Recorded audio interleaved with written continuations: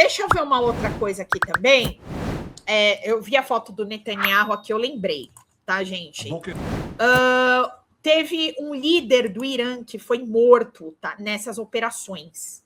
Tá? Então, o Netanyahu falou, realmente o Irã acabou de confirmar que um dos líderes do que veio desde o governo Khamenei foi aí vítima de um dos bombardeios realizados ali na região, tá? Pelos Estados Unidos e Israel.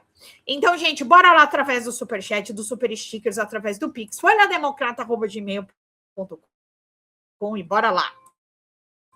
חיסלנו את אלן אריג'אני. אלן אריג'אני זה שמנהל את איראן. חיסלנו לצידו גם את מפקד הבסיס. זה העוזרים של הגנגסטרים, שהם מפיצים טרור ברחובות... Gangster que espalham os terrores das ruas de Teherã e outras cidades de Irã contra a população. Estamos agindo lá também, operando no ar com aviões da Força Aérea. E com a sua vez, estamos minando esse regime para dar chance ao povo iraniano. Parece que ele está preocupado. Removê-lo. Nós ajudamos nossos amigos americanos no Golfo. Falei muito com o presidente Trump ontem sobre essa questão. Existe uma colaboração entre as forças aéreas e navais, entre eu, o presidente Trump e seu povo. Também ajudaremos com ataques indiretos, esguichando o que gera imensa repressão sobre o regime iraniano, e também ações diretas. Há muito mais surpresas por termos de estratagemas para continuar a guerra, mas aqui ele fala o nome, é o Ali Larijani, que é o chefe de segurança do Irã, que teria sido então morto, né, devido aos bombardeios e aos ataques. Bom, gente, vamos lá, tem mais coisas ainda para a gente conversar, tá, por aqui, mas eu preciso que vocês nos ajudem através do Superchat, dos Super Stickers, ou através do Pix, folhademocrata@gmail.com. E vamos ver, PF aponta deputada como articuladora de fraude bilionária do INSS. Então, a parlamentar é investigada em esquema de descontos ilegais. Prejuízo pode chegar a 6 bilhões e 300 milhões. A Polícia Federal identificou a deputada Maria Gorete Pereira, do MDB do Ceará, como peça central de um esquema de fraudes envolvendo benefícios do Instituto Nacional de Seguro Social. Segundo as investigações, a parlamentar teria atuado como articuladora política, utilizando a sua influência junto a órgãos públicos para viabilizar e manter o funcionamento das irregularidades. A operação foi autorizada pelo ministro André Mendonça e cumprida nesta terça-feira. Como medida cautelar, a deputada passou a ser monitorada por tornozeleira eletrônica e está sujeita a outras restrições impostas pela Justiça. Já outros investigados tiveram a prisão preventiva decretada. Vamos ver, eu tinha separado um videozinho dela aqui para vocês. Deixa eu ver se eu consigo encontrar. É um videozinho assim para vocês verem como essa querida, só que não, né? Aqui ela. Vamos lá.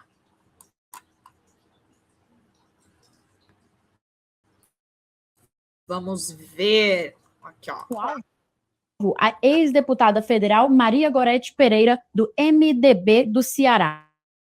Ela é investigada em um desdobramento da operação que apura descontos irregulares, aposentadorias e pensões do INSS. Segundo a investigação, a ex-parlamentar deverá cumprir medidas cautelares, entre elas o uso de tornozeleira eletrônica. A ação faz parte da Operação Indébito, ligada à Operação Sem Desconto, que investiga o esquema nacional de cobranças indevidas nos benefícios de aposentados. O rombo pode ter chegado a bilhões de reais. Nesta fase da operação, a Polícia Federal cumpre 19 mandados de busca e apreensão, além de prisões e outras medidas cautelares no Distrito Federal e no Ceará. De acordo com a PF, Gorete Pereira teria ligação com uma associação investigada e recebido procuração para representar a entidade em acordos com o INSS. Na prática, isso permite a realização de descontos diretos nos benefícios de aposentados. A investigação também identificou movimentações financeiras consideradas suspeitas,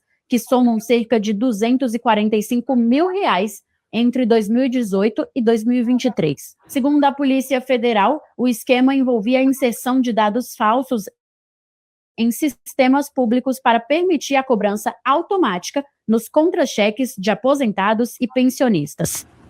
Pesado, né, gente? Pelo amor de Deus. Olha, conhecida no Ceará. Gente, bora lá através do Superchat, do Super Stickers, através do Pix, folhademocrata@gmail.com, gente, bora lá. Eu preciso da ajuda de vocês. Então, vamos lá. Vamos aqui, que a gente tem mais coisa para conversar. Mas quem chegou na live, deixa aquele ingresso maroto, deixa 3, deixa o mínimo do seu Pix, não importa. Não importa, o importante é que todo mundo contribua para que a gente consiga continuar a fazer o nosso programa por aqui. E também eu tenho aqui PCC e Comando Vermelho. Bolívia se posiciona ao lado dos Estados Unidos sobre enquadrar facções como terroristas.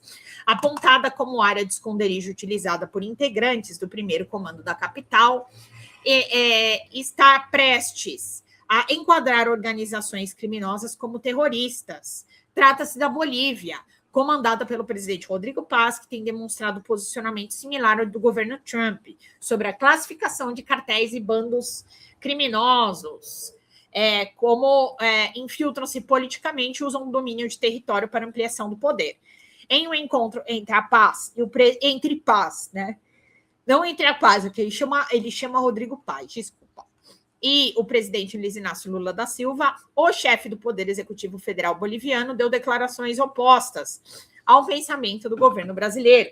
O grau de classificação do terrorismo é múltiplo, mas para nós ter feito o que fizemos é central em nossa missão contra o crime organizado, contra as máfias, contra o terrorismo, porque são parte de um ciclo de terrorismo, disse durante a entrevista ao Território Brasileiro. Gente, ele não sabe o que ele está falando, tá? Ele misturou tudo, misturou narcoterrorismo, com máfia, e as coisas elas são bastante distintas. As máfias, elas não têm essa característica, nem as facções criminosas, de, por exemplo, dominar governo dos seus países, do seu estado, não existe isso. É claro que eles utilizam a máquina estatal para poder cometer crimes, mas isso não significa dizer de que eles seriam células terroristas, por exemplo, só porque utilizam parte dessa máquina estatal para o seu funcionamento. Então, é um verdadeiro absurdo o que esse presidente da Bolívia falou, tá? Um verdadeiro absurdo aí. E o chefe do contra-terrorismo dos Estados Unidos renuncia em protesto contra a ação no Irã. Então, vamos ver aqui. Ó. O alto funcionário acusa Israel de enganar os Estados Unidos e diz que Irã não era uma ameaça iminente. Num golpe sem precedentes para o governo de Donald Trump, o principal responsável nos Estados Unidos pelo contra-terrorismo anunciou nesta terça-feira que estava abandonando seu cargo em protesto contra a ação militar americana no Irã. Nas redes sociais, Joe Kent ainda pediu que o governo Trump reavalie seu envolvimento no conflito e acusou o lobby israelense de ter enganado a Casa Branca. O Irã não representa uma ameaça iminente para a nossa nação, e está claro que iniciamos essa guerra por conta da pressão de Israel e de seu poderoso lobby nos Estados Unidos, afirmou Kent, que ocupava a direção do Centro Nacional de Contra-Terrorismo, tá? Então, vamos ver aqui, deixa eu pegar um videozinho para vocês, desse funcionário aí da cúpula americana. Vamos ver este querido. O diretor do Centro Nacional de Contra-Terrorismo dos Estados Unidos, Joseph Kent, renunciou nesta terça-feira em protesto contra a guerra no Irã. O ex-membro das Forças Especiais é a primeira autoridade de alto escalão do governo Trump a renunciar devido à discórdia. Na carta de renúncia ao presidente Donald Trump, que ele compartilhou na rede social X, Kent afirma que não pode, em sã consciência, apoiar a guerra em curso no Irã. O ex-diretor defende que o país não representava uma ameaça iminente aos Estados Unidos e que fica evidente que a guerra começou devido à pressão de Israel e seu poderoso lobby americano. O presidente Donald Trump reagiu à renúncia. Bem, eu li a declaração dele, sempre achei que ele fosse um cara legal, mas sempre achei que fosse fraco, muito fraco em segurança. Eu não conhecia bem, mas achava que ele parecia ser um cara bastante simpático. Mas quando li a declaração dele, percebi que é bom que ele esteja fora, pois ele disse que o Irã não representava uma ameaça. O Irã era sim uma ameaça. Todos os países perceberam a ameaça que o Irã representava. A guerra lançada por Trump e o primeiro-ministro de Israel, Benjamin Netanyahu, no dia 28 de fevereiro, gera críticas dentro do movimento Make America Great Again, que levou Trump de volta ao poder nas eleições de 2024. Alguns políticos e comentaristas conservadores acreditam que Trump violou suas promessas de não abrir novas frentes de guerra. Bom, e a gente, claro, né, tem aí toda essa questão dos Estados Unidos, e o Trump também está falando sobre uma invasão a Cuba, tá? Então ele está realmente querendo dominar Cuba. Ele vem falando sobre isso. Aqui vou até colocar isso para vocês. O presidente dos Estados Unidos, Donald Trump, declarou nesta segunda-feira que espera ter a honra de tomar Cuba durante seu mandato. A administração do republicano tem mantido conversas com o governo de Havana, exaurido por causa da crise energética.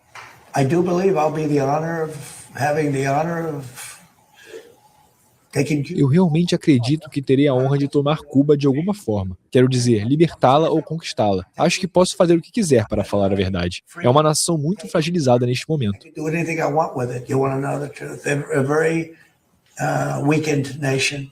As declarações surgem em um momento em que Washington mantém forte pressão econômica sobre a ilha caribenha. O presidente cubano Miguel Díaz-Canel reconheceu na sexta-feira passada que os dois governos têm mantido conversações. Os Estados Unidos mantêm um embargo quase total às entregas de petróleo bruto para a ilha e alertaram que podem impor sanções a países fornecedores de petróleo, considerando o governo comunista uma ameaça. A escassez de combustível causou apagões generalizados em diversas regiões do país, agravando a crise que a nação caribenha enfrenta. De acordo com a Companhia Elétrica Nacional, o problema voltou a afetar a ilha de forma generalizada nesta segunda-feira. A geração de eletricidade em Cuba depende de uma rede de usinas termoelétricas antigas, algumas com mais de 40 anos. A ilha de 9,6 milhões de habitantes sofreu diversos apagões generalizados desde o final de 2014. Então, e aí eu quis trazer para vocês sobre Cuba, porque a gente ainda não tinha falado sobre isso por aqui, tá? Então, realmente a situação tá bem complicada, não só com relação ao Irã, mas também com relação a Cuba, que já existe essa vontade do Donald Trump, tá?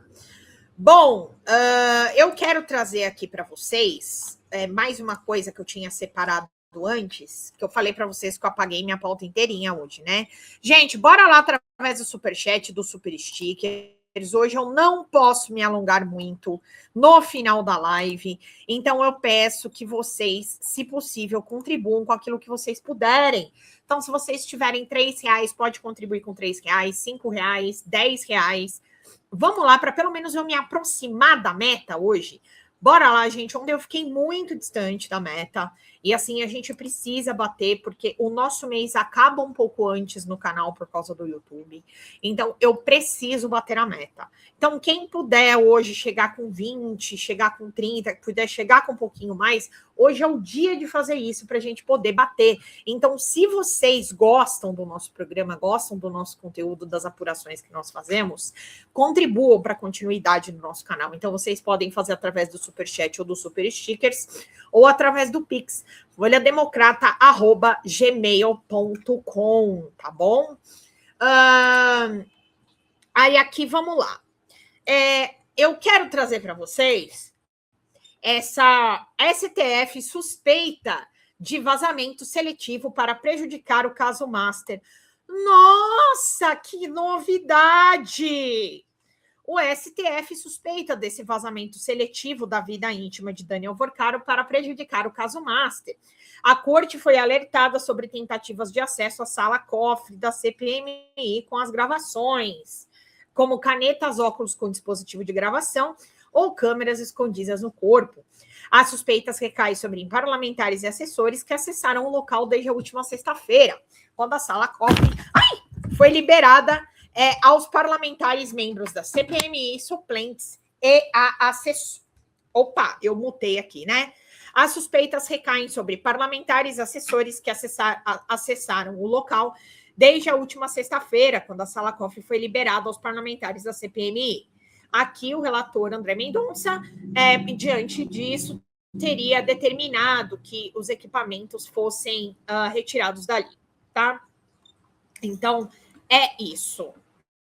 Bom, novidade, né? Uma baita de uma novidade, mas não é nenhuma questão de vazamento seletivo para o caso Master.